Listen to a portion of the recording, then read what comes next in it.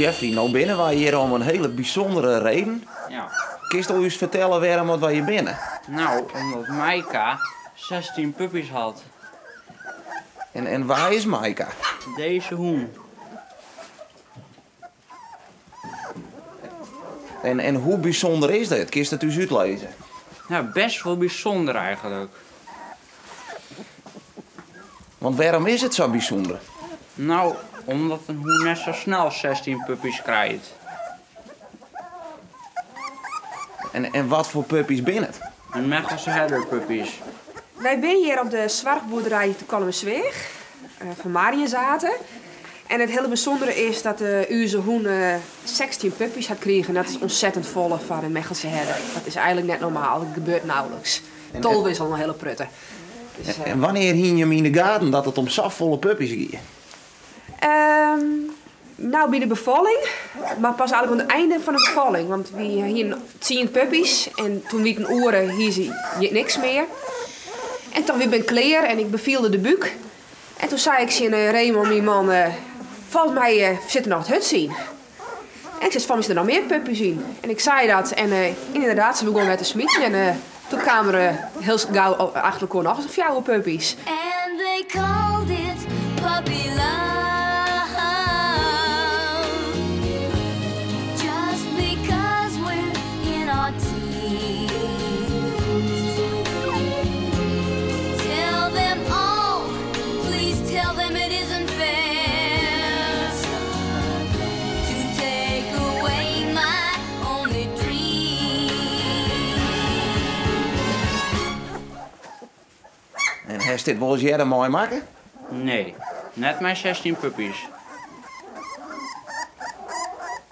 En hoe ging je hem nou met de puppies om? Want ja, je maakt er echt een passen, denk ik. Ja, bij jou is een soort van molken. Maaike houdt ze nou nog wel molken, maar straks misschien het net meer. En ja, mag ze echt een beetje oppassen bij het oppakken. Want ik ben wel Maaika's puppies. Nou zit een meisje thuis televisie te zien. Die ben heel goed aan het opletten. En die zeggen, ja, 16 puppies. Ik tel hem 12. Ja, dat has goed telt. Dat is heel goed voor hen, dat klopt. Met zoveel puppies binnen hebben we een vriend van ons. Die hadden ons opbellen. En die had gevraagd van, goh, wie willen we voor jouw puppies van je oer nemen. Die hier een nest met puppies, daar zitten toen 4. En die had jou van onze puppies oernamen. En gelukkig accepteerde die mem die oren voor jouw puppies. En die verzwargt het hun. En binnenkort komen de 4 puppies weer om, als ze afspelen binnen.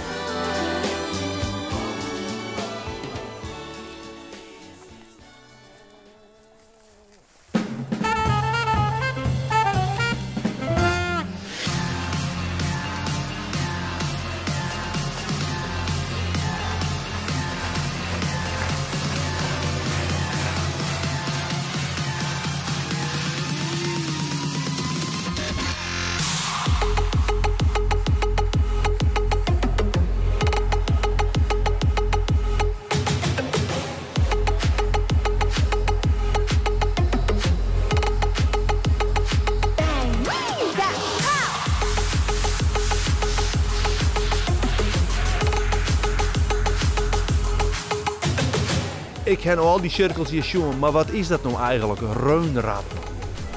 Dan ga je over de kop en dan doe je kunstjes in het rad. Ja. Is dat net heel moeilijk? Nee. Soms.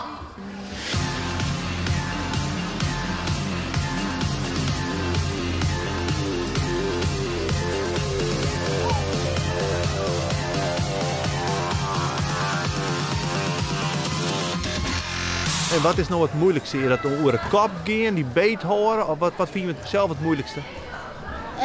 Ik vind het door roer heen springen het moeilijkst. Ja, het spiralen. De spiraal? Ja, dan ga je in het rad staan en dan ga je ronddraaien. Gaat dat wel eens mis? Ja.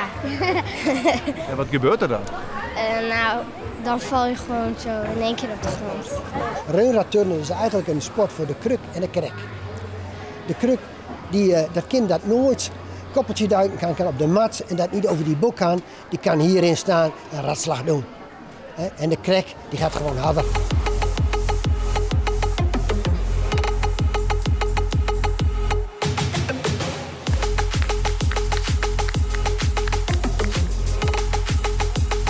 Haarse correctie niveau zien.